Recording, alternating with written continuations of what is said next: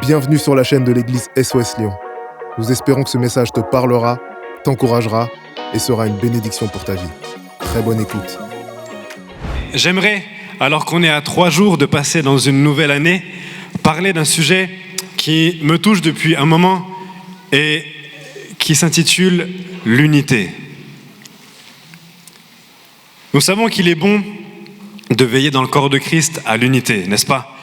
De prendre garde à ce que l'orgueil ne prenne pas la place de l'amour entre ceux qui sont appelés disciples de Christ. Paul va dire en Éphésiens 4, verset 3, « Efforcez-vous de conserver l'unité de l'esprit par le lien de la paix. » Il va aussi dire en Philippiens 2, verset 2, « Rendez ma joie parfaite en vivant en plein accord, ayez un même amour, un même cœur, une unité de pensée. » Là, Paul va encourager les églises à garder cette unité. Et on devine que c'est un défi pour l'homme, pour l'humanité en général, de viser cette unité, puisque la parole en parle dans ces versets, mais dans plein d'autres versets. Mais ce dont je veux parler aujourd'hui, c'est cette valeur d'unité que l'on retrouve dans le royaume de Dieu et qui est en tout point opposée à la division que Satan veut mener sur cette terre. Il travaille très fort à répandre la division. Je pense que vous pouvez en être témoin dans votre entourage, quand vous allumez la télé, quand vous allumez les infos. Et cette valeur d'unité, nous sommes appelés à la répandre en tant que corps de Christ, mais aussi en tant qu'individu, là où Dieu nous place, n'est-ce pas ? Et j'ai une question pour nous ce soir. Qui a déjà ressenti une distance, une barrière avec un autre être humain, avec une autre créature que Dieu a mise sur terre, simplement parce que nous n'aimons pas les mêmes choses, parce que nous sommes différents, parce que nous ne pensons pas pareil ou que nous ne venons pas du même endroit. Est-ce que vous êtes déjà arrivé ou est-ce que je suis seul dans ce cas-là ? La parole de Dieu, on le sait, nous demande et nous donne d'aimer Dieu et notre prochain. Deux piliers fondamentaux de notre foi et de notre vie sur terre. Et Satan le sait. Et il va œuvrer fort pour nous séparer de Dieu, ça on le sait, mais il va aussi travailler très fort à nous séparer les uns des autres, à amener la discorde, la division. Et en regardant à l'image du monde aujourd'hui, je peux en être témoin et je pense que vous aussi. Il fait du bon travail jusque-là, n'est-ce pas ? C'est triste à dire, mais c'est ce qui règne aujourd'hui. Le chaos, la division. Chacun doit avoir son avis. En tant que Français, encore davantage. Dès qu'on nous pose une question sur un sujet, il faut qu'on se positionne. Et en réalité, cela ne fait que nous séparer avec notre prochain, pas nous unir. On est, en tant qu'enfant de Dieu, appelé à rester connecté à notre Créateur. Mais on est aussi appelé à aimer notre prochain, à être ce pont d'amour entre Dieu et les hommes. Et pour cela, on est appelé à être porteur d'amour, de paix et d'unité. Et on va maintenant regarder à cela dans la parole au travers de 3 points, 3 étapes. La première chose, c'est se rappeler que nous sommes appelés à être des artisans de paix, d'amour et d'unité. On a un rôle à jouer dans tout ça. Ensuite, la deuxième chose, ce sera d'être conscient que notre entourage va être attiré comme des aimants à cela. Si nous creusons en nous-mêmes pour chercher cette source qui est l'Esprit de Dieu, et si nous disposons nos cœurs à vouloir aimer notre prochain avec cette source, ils vont être automatiquement attirés par ça. Ils vont être attirés par cette source qui nous anime et qui nous donne d'aimer malgré nos différences. Et ensuite, on regardera à ce but qui régit le cœur de Dieu depuis la création jusqu'à aujourd'hui et jusque dans l'éternité. C'est que toute sa création, et je dis bien toute sa création, soit unie avec lui. Amen. Vous me suivez ? Alors on part sur le premier point. Être un artisan de paix, d'amour et d'unité. Dieu nous envoie dans un monde pour amener son royaume. le royaume de Dieu, avec tout ce qu'il comprend, toutes ses valeurs, tous ses fruits.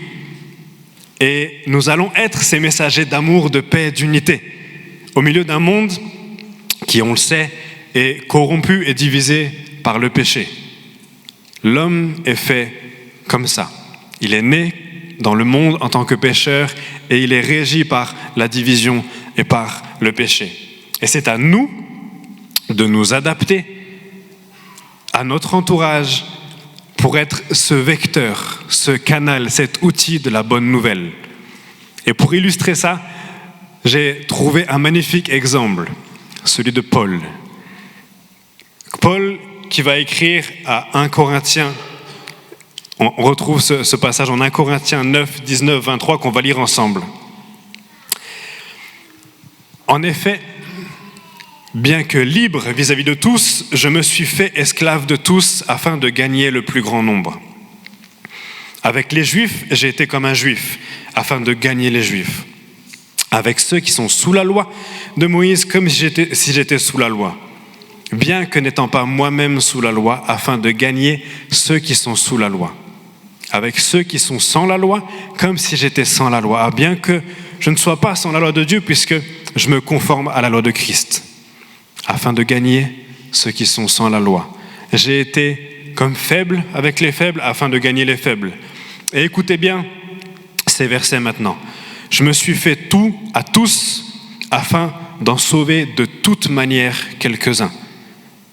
Et je fais cela à cause de l'Évangile, afin d'avoir part à ces bénédictions. Paul avait saisi sa mission, avait saisi le fait qu'il était artisan du royaume de Dieu. Amen. Et pour cela, il a su s'adapter. Il a su apprendre d'autres langues, d'autres cultures. Le monde, on le sait, sera transformé par la conviction de ce que Christ a fait pour chaque créature. Et pour cela, nous allons devoir faire taire notre personnalité à des moments, notre désir d'exister et s'adapter à ce que Dieu met à nos côtés. Ça ne veut pas dire qu'il faut se travestir pour plaire au monde ou encore tolérer le péché. Paul ne l'a jamais fait. Alors qu'il a été dans différentes cultures, il n'a jamais détourné la doctrine ni le message de l'Évangile, on est d'accord. Il a su s'adapter, mais le message était le même. Et nous allons œuvrer de la même manière. On sait que si on arrive dans un échange avec des amis, avec des collègues de travail, en imposant notre avis politique, en imposant des certitudes sur le bon sport à pratiquer, sur la bonne équipe à suivre, sur la bonne manière dont il faudrait cuire un steak, en réalité, on sait qu'on va juste amener la division, n'est-ce pas? Et ça dépend de nous. Ça dépend de notre état de cœur.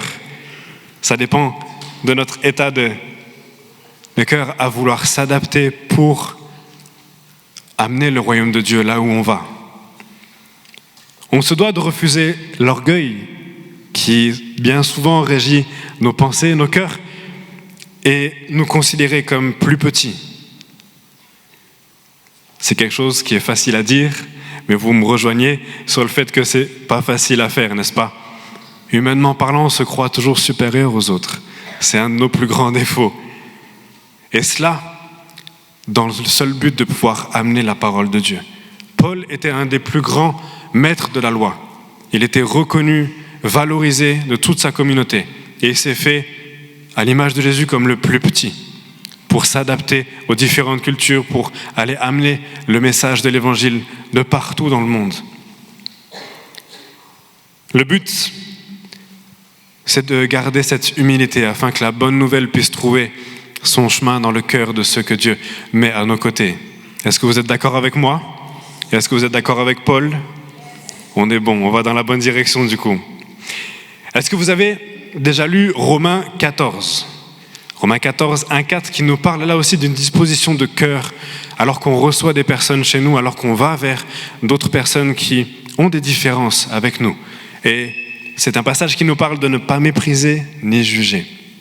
Et c'est aussi l'apôtre Paul qui va là parler aux Romains, on va le lire ensemble. Il nous dit ainsi: accueillez celui qui est faible dans la foi sans discuter ses opinions. L'un a la conviction de pouvoir manger de tout, l'autre qui est faible dans la foi ne mange que des légumes. Que celui qui mange de tout ne méprise pas celui qui ne le fait pas, et que celui qui ne mange pas de tout ne juge pas celui qui le fait, car Dieu l'a accueilli. Qui es-tu pour juger le serviteur d'un autre? Qu'il tienne bon ou qu'il tombe, cela ne regarde que son Seigneur. Mais il tiendra bon, car Dieu a le pouvoir de l'affermir. Amen. Paul, à ce moment-là, va s'adresser à un peuple qui se trouve à Rome et qui est divisé. D'un côté, on a des religieux et de l'autre côté, des tout jeunes dans la foi qui ne savent pas tout faire exactement comme il faut. Et le but de Paul, le cœur de Paul, c'est de réunir tout ça, de dire, mais en fait, la seule chose qui compte, c'est d'arrêter de vous juger, de vous comparer et juste d'être dans l'unité, dans la miséricorde, dans l'amour. Et c'est ça, les valeurs du royaume de Dieu. Alors, efforcez-vous d'entrer là-dedans. Il va leur demander d'être des artisans de paix, d'amour et d'unité, intentionnellement, dans un monde qui, en réalité, les encouragera qu'à regarder leurs différences. C'est ce qu'on est appelé à faire au quotidien, n'est-ce pas? À se comparer, à se penser meilleur que l'autre, savoir comment évoluer dans la société. C'est pas le cœur de Paul, c'est pas le cœur de Jésus, c'est pas le cœur de l'Évangile. Le but est d'être ce vecteur du royaume de Dieu, ce vecteur d'amour, de paix. La parole nous le dit, c'est bien Dieu qui a le pouvoir d'affermir et de changer un cœur. Pas notre jugement, pas nos arguments, pas nos prises de position, seulement Dieu. Et il le fait par amour comme il l'a fait avec nous. N'est-ce pas? Il ne vous a pas forcé la main, il ne vous a pas argumenté un message, il vous a simplement aimé comme vous étiez. Et c'est à notre tour, en tant qu'artisans, de pouvoir aimer comme les gens sont. Laissez-moi vous raconter, dans mon travail, je gère des travaux de rénovation pour des clients et je travaille avec de multiples équipes. Je travaille avec un plombier, avec un électricien, avec un carreleur, avec un maçon et j'en passe. Et ça fait maintenant plus de 15 ans que je fais ce métier, mais à chaque fois, c'est le même constat. Ça me fait rire, entre guillemets, mais rire jaune plutôt, c'est que sur chaque chantier, dès qu'il y a un souci ou un désir de vouloir avancer plus vite que l'autre, chacun va tirer la couette à lui. Chacun va dire non, c'est moi d'abord et toi après.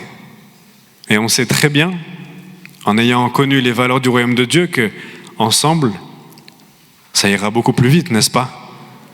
Ça va amener des valeurs de bienveillance, d'amour, mais on peut faire le constat, moi sur mes chantiers et vous, là où vous travaillez, dans vos familles, dans vos amitiés, que ce n'est pas quelque chose d'inné en l'homme, n'est-ce pas?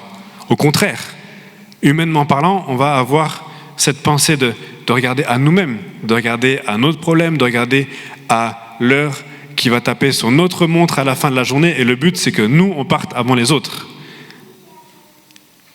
Et ce qui est entre guillemets rigolo, c'est que ce réflexe d'avoir raison, cet automatisme de vouloir se mettre en avant, de penser à son intérêt, je le retrouve aussi des fois en moi. Et je pense que c'est aussi votre constat. Ça reste un réflexe humain. Et alors que sur mes chantiers, j'ai envie de dire, mais tu sais pas ce que tu fais. C'est moi le chef, j'ai plus d'expérience que toi. C'est moi l'expert dans cette situation. Je me rappelle un magnifique proverbe 11, 12 qu'on va lire ensemble. Celui qui méprise son prochain manque de bon sens, mais l'homme qui a de l'intelligence se tait. Par amour, il faut des fois apprendre à se taire, n'est-ce pas, pour être ce canal du royaume de Dieu. On le sait, les gens qui nous entourent ne pourront pas vivre cette unité dont la parole de Dieu nous parle sans avoir été transformés par l'action du Saint-Esprit. Et ça, c'est un fait. C'est avec amour, humilité et douceur qu'il nous revient de pouvoir annoncer Christ. L'essentiel dans notre amitié, dans notre travail, dans chacune des relations qui nous entourent, c'est pas d'avoir raison. C'est pas d'avoir le dernier mot, c'est pas d'avoir notre position politique forte ou nos arguments tout préparés pour pouvoir répondre le plus vite possible dès on a une altercation. Non. Le but, c'est de pouvoir impacter par l'amour et par ces valeurs du royaume de Dieu les personnes qui nous entourent. Et nous sommes un canal pour ça. Nous devons disposer nos cœurs, notre pensée, à chaque fois que nous allons à la rencontre d'un autre être humain. Là où Dieu t'a placé, la mission est la même. On n'a pas le même travail, on n'a pas la même famille, on n'a pas les mêmes voisins, mais ta mission est la même. C'est d'être comme Paul, celui qui va s'adapter, qui va se faire plus petit pour amener l'amour et le royaume de Dieu là où tu es. Et on le sait, c'est pas facile. Ça veut dire se taire, ça veut dire des fois faire des compromis sur notre désir de justice, notre désir de vouloir être vu des autres. Mais le plus important, comme le dit la Bible, c'est l'amour. C'est que ce message puisse passer sans filtre, sans barrière, sans distance. Le but est de pouvoir embrasser notre prochain, sans aucune séparation entre lui et nous. Alors lorsque les conversations politiques autour de la table, Noël est passé, mais on en aura d'autres, lorsque les conversations politiques vont commencer à envenimer les discussions, lorsque une différence ou un conflit pourrait mettre des barrières entre toi et ton prochain, rappelle-toi que Dieu t'a aimé le premier et que tout ce qu'il veut faire dans cette relation que tu as avec cette personne, c'est de l'aimer comme il est. Et il va t'utiliser pour ça. N'est-ce pas merveilleux ? Amen.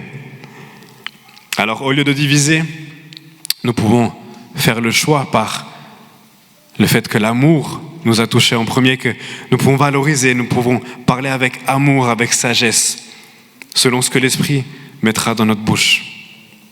Et j'aime ces passages qu'on a lus en Romains et en Corinthiens, parce qu'ils nous parlent d'une vraie disposition de cœur à aller vers l'autre avec cette magnifique intention de pouvoir amener le royaume de Dieu.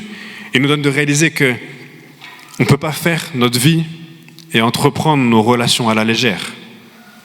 Si Dieu nous a mis à un endroit, dans une famille, avec des amitiés, avec une classe, avec des collègues de travail, c'est pas par hasard. Rien n'est fait par hasard. Et nous devons être conscients de ça.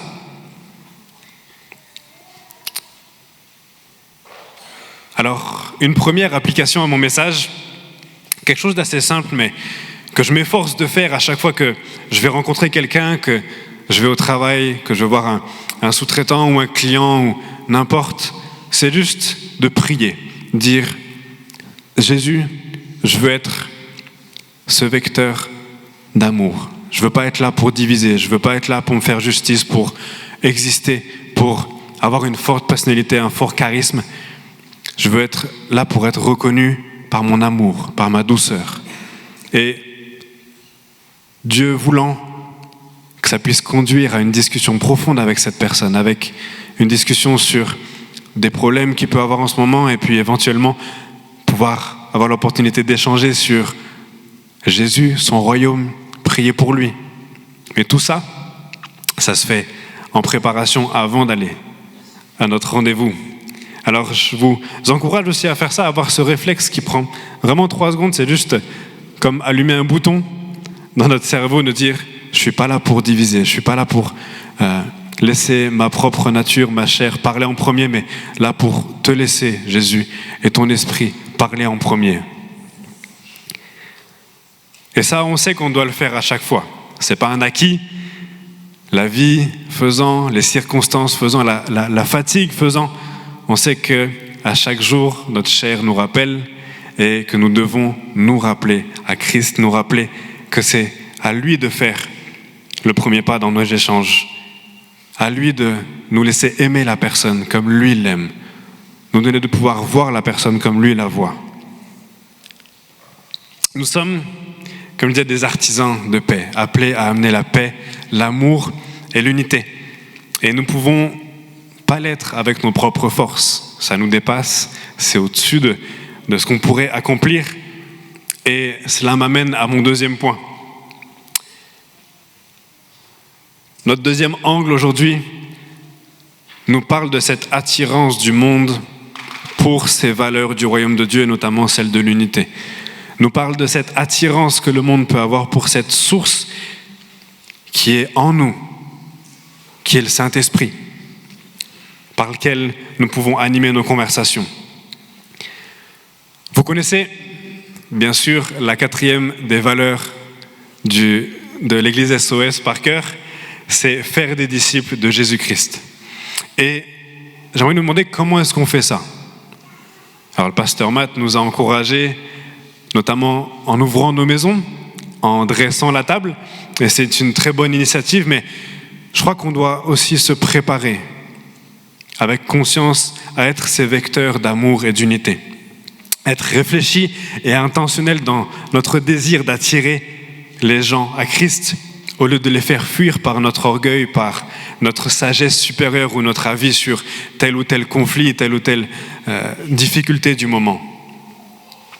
Les gens vont naturellement, croyez-moi, être attirés par l'amour, par la douceur et par ces fruits qu'ils vont retrouver en vous, qui ne seront pas des fruits de façade, qui seront des fruits qui sont au fond de vous. Et ça va être littéralement comme des aimants qui vont venir auprès de vous. Ils vont être curieux de savoir comment est-ce que tu peux avoir la paix, la joie dans la circonstance que tu es en train de vivre. Comment est-ce que tu peux m'aimer alors que moi, je ne t'ai pas aimé, alors que moi, je t'ai fait du mal. Les personnes vont se questionner et vont être attirées par cette source qui est en vous, au plus profond de vous. On sait bien que l'hypocrisie, les faux semblants n'attirent personne et que ce n'est pas ça qui va transformer, changer un cœur. Il y a un proverbe que j'apprécie en Proverbe 17:1 qui nous dit, et qui est très parlant, « Mieux vaut un morceau de pain sec avec la tranquillité qu'une maison pleine de viande avec des disputes. » C'est assez parlant, n'est-ce pas? Et j'aime ce passage parce qu'il nous rappelle que ce que les gens voient ne s'arrête pas juste à un sourire forcé sur notre visage. Ça pourra durer quelques secondes, mais ils vont se rendre bien compte de la supercherie, puis ils partiront. Ils ne seront pas attirés par ça. Et à votre contact, vos amis, vos collègues, votre voisin va bien sentir si vos apparences sont trompeuses ou si on est sincèrement et véritablement animé de cet esprit d'amour inconditionnel qui va les regarder juste avec un regard. Ils vont pouvoir être touchés. Et ils sauront que cette source ne vient pas de nous, et de Dieu. Et ils seront curieux de la connaître, curieux de la découvrir, curieux d'aller creuser, d'aller échanger avec nous, de savoir comment est-ce que tu as ça en toi. Qu'est-ce que c'est que ce truc-là? Je veux la même chose dans ma vie. Je veux être uni à ça, uni à ce qui te fait vibrer. On le sait, la parole nous enseigne à ça, nous devons davantage prendre soin de notre intérieur que notre extérieur. Jésus va même être dur à un moment donné avec les pharisiens en Matthieu 23:6 où il nous dit « Nettoyez premièrement l'intérieur de la coupe et du plat afin que l'extérieur aussi devienne net. » Le monde qui nous entoure ne nous encourage pas à ça, ne nous encourage pas à chercher des valeurs profondes, des valeurs stables, des valeurs du royaume de Dieu.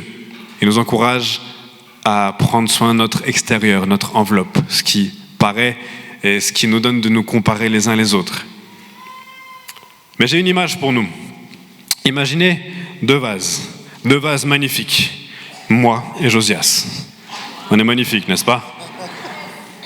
Et alors qu'on est invité au même endroit ce soir, on va se préparer d'une manière différente. On est deux vases et moi de mon côté, je vais mettre un petit peu de côté la préparation intérieure, entre guillemets. Je vais juste prendre soin d'aller prendre une belle tenue, aller au coiffeur, ce qu'il faut que je fasse cette semaine d'ailleurs. Je vais prendre soin d'aller à la salle de sport et puis je vais me dire, je vais y aller comme je suis. Et puis, advienne que pourra, on verra les discussions qui en sortiront. Mais je vais y aller comme un peu vide avec moi-même, avec mes ressources. Et puis Josias va lui se dire, mais j'ai envie d'avoir un impact dans le cœur des gens ce soir. J'ai envie de laisser une trace, j'ai envie de mettre en avant cette source qui est en moi. Alors je vais me préparer tout simplement. Ce n'est pas par ses efforts qu'il va pouvoir le faire, c'est parce que la source qui est en lui va être mise en avant.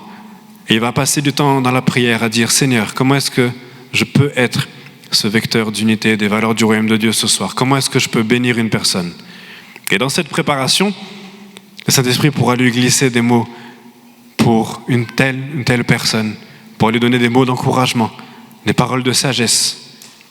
Et lorsqu'on va arriver à cette soirée, vous êtes là aussi ce soir, avec qui est-ce que vous avez envie de passer du temps? Avec celui qui s'est bien apprêté seulement, ou avec celui avec lequel, juste en croisant son regard, vous allez avoir l'amour de Christ. Vous allez avoir la compassion de Christ. Et personnellement, alors que je ne me suis pas préparé, comme Josias, je me mettrai à côté de lui.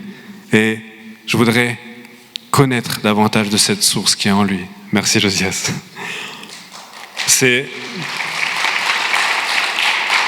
une image assez parlante, mais je trouve un défi dans notre quotidien, de se rappeler que nous devons mettre en priorité l'Esprit de Dieu dans nos vies, dans chacune de nos rencontres. Nous ne pourrons, par nos propres efforts, rien changer à la vie d'une personne ou d'une autre. Le seul qui pourra avoir un impact et amener une connexion entre notre Créateur et cette personne qui est en face de nous, c'est l'Esprit qui est en nous. Alors, ce deuxième défi, c'est de nous dire au quotidien, le matin ou avant un entretien, est-ce que je passe autant de temps à me préparer physiquement que de me préparer dans la prière et demander à Dieu qu'est-ce qu'il a pour ce moment, qu'est-ce que je pourrais amener dans ce moment avec toi. C'est un défi et je m'inclus pleinement là-dedans, parce que des fois le matin, c'est assez speed, on enchaîne la journée et puis en fait on fait le bilan du soir qu'on n'a pas vraiment posé la question à Dieu de ce qu'il avait pour nous aujourd'hui, on l'a fait et puis il nous a suivis entre guillemets et je trouve ça tellement dommage. On pourrait avoir un impact juste bouleversant et puissant dans chacune des personnes qu'on rencontre dans nos journées, de manière quotidienne, que ce soit la caissière au supermarché ou notre collègue, notre ami, notre frère, notre sœur, notre femme, notre mari, parce que nous puisons au bon endroit. L'Esprit de Dieu vit en toi, c'est une vérité. Et il est bien le seul qui pourra avoir un réel impact dans ton entourage. Et c'est à nous de lui donner toute la place pour cela, pour que ces personnes qui nous entourent puissent connaître à leur tour leur Père qui est aux cieux. Et cela m'amène à mon dernier point, le but ultime de Dieu, que la création soit unie avec son Créateur. Et pour cela, on va lire un passage dans Jean 17, c'est une prière de Jésus. Jean 17, 20, 21. Je ne prie pas pour eux seulement, donc mes disciples et ceux qui connaissent ma parole, mais encore pour ceux qui croiront en moi à travers leur parole, afin que tous soient un, comme toi, Père, tu es en moi et comme je suis en toi, afin qu'eux aussi soient un en nous pour que le monde croie que tu m'as envoyé. Avant de passer par la croix, Jésus va faire cette prière devant ses disciples à voix haute. Juste dans les versets précédents, il va prier pour lui, pour ce moment qui va passer, pour ses disciples, et puis ensuite il va prier pour ceux qui vont croire. Et le seul désir qu'il a, c'est que ces personnes qui vont croire puissent être en unité avec son Père. Et pour cela, il a besoin de missionnaires, de disciples qui vont annoncer la parole de Dieu. Ça se passe comme ça. Les disciples vont être envoyés dans le monde pour propager sa parole, afin que tous soient un. Et quelques-uns me diront, mais il y a un endroit dans la parole, en Matthieu 10, 34, où Jésus dit, je ne suis pas venu pour amener la paix, mais la division et l'épée, n'est-ce pas? Et ce sera hélas le cas pour les personnes qui vont refuser votre message, qui vont refuser cette bonne nouvelle, qui pourrait transformer leur vie, leur cœur. Ça va amener une division. Et un tout petit peu plus haut, en Matthieu 10, 14, Jésus nous demande de partir de cette maison, d'accepter le triste choix de ces personnes et de juste les bénir, prier pour eux. Mais il ne nous demande pas de nous arrêter en chemin et de nous arrêter à ce constat que certaines personnes n'accepteront pas l'évangile. Je suis persuadé que l'évangile de Dieu, s'il nous a donné de nous le transmettre, trouvera bien plus de cœurs ouverts que de portes fermées. Amen. Et c'est en cela que nous allons garder espoir, que ce que nous allons donner aux gens trouvera une bonne terre, trouvera des personnes qui seront assoiffées les gens sont littéralement assoiffés d'entendre cette bonne nouvelle. Ils cherchent par toutes les solutions de pouvoir remplir ce vide en eux, et seul Dieu peut le faire.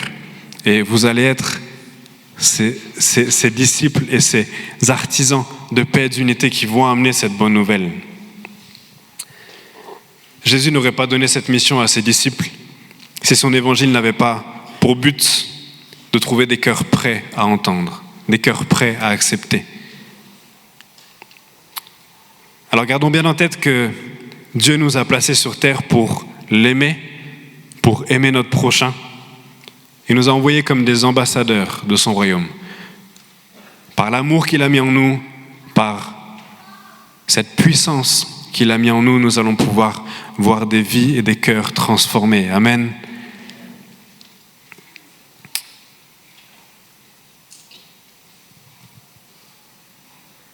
Alors qu'on sort tout juste de Noël, vous avez peut-être entendu cette phrase, ou vous avez peut-être même vous dit cette phrase après avoir reçu un cadeau. C'est l'intention qui compte. Avec cette découverte de cette magnifique paire de chaussettes ou de ce livre avec les 1000 plus beaux barrages construits par les castors. Et aujourd'hui, j'aimerais dire avec mon message que l'intention est loin d'être suffisante. Oui, nous devons activer notre cerveau pour dire « je veux être intentionnel dans la transmission de ce message », mais c'est ce message, c'est ce cadeau qui contient toute la puissance de la bonne nouvelle de Christ, mort à la croix pour que tous puissent être unis avec son Père. N'ayons pas peur de donner ce cadeau sans compter, pas peur de cette mission que Dieu nous a transmise. Et même si nous aimerions bien souvent amener d'autres cadeaux, d'autres solutions dans la vie de ceux qui nous entourent, la seule qui les sauvera de la division, de la solitude, de leur manquement, ce sera l'amour de Christ dans leur vie. Aucune autre solution ne pourra les combler. Et j'en viens à ma conclusion. Aujourd'hui, comme vous l'avez compris, on a parlé d'une des valeurs fortes du royaume de Dieu, celle de l'unité. Non pas une unité peace and love que le monde pense pouvoir accomplir, mais cette unité qui est dans le cœur de Dieu, qui est dans le cœur de Jésus, dans le cœur de chacun de ses disciples pour l'humanité, de pouvoir le retrouver avec lui. Et dans cette unité, c'est à nous de nous adapter à ces personnes qui nous entourent pour annoncer cette bonne nouvelle, pour annoncer cet amour et pour être ces vecteurs du royaume de Dieu. Alors on a vu ces trois choses. La première, c'est que nous avons à être des artisans, être conscients que nous ne sommes pas là pour être comme le monde, que nous ne sommes pas là pour amener la division, mais pour amener la paix, pour amener les valeurs du royaume de Dieu. Et il faut être intentionnel là-dedans. On a vu ensuite que ce trésor qui est en nous va attirer les foules, va attirer notre entourage si c'est la chose que nous mettons en valeur dans notre quotidien, dans nos échanges. Et ensuite, nous avons vu que la mission de Dieu, la mission qui contraint son cœur à chaque jour, c'est que chacun puisse être uni à lui pour l'éternité. Et c'est cette mission qui nous dirige à chaque jour, cette mission qui nous donne de pouvoir offrir sa parole à chaque jour. Merci d'avoir pris le temps d'écouter ce message. Si tu n'as pas encore d'église, rejoins-nous et toutes les informations sont disponibles sur notre site internet églisesoslyon.com. À bientôt.